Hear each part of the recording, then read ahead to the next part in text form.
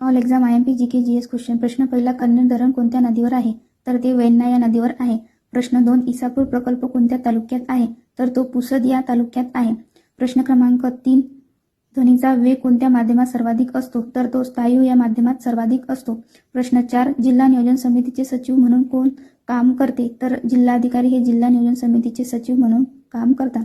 प्रश्न 5, आपत्ती व्यवस्थापन कायदा भारत सरकारने कधी संमत केला? तर 2005 ला केला. प्रश्न 6, भारतातील सर्वात जास्त लांबीचा महामार्ग कोणता? तर तो NH44. प्रश्न 7, कुसुमाग्रजचे मूळ नाव काय? तर विवा शिरवाडकर.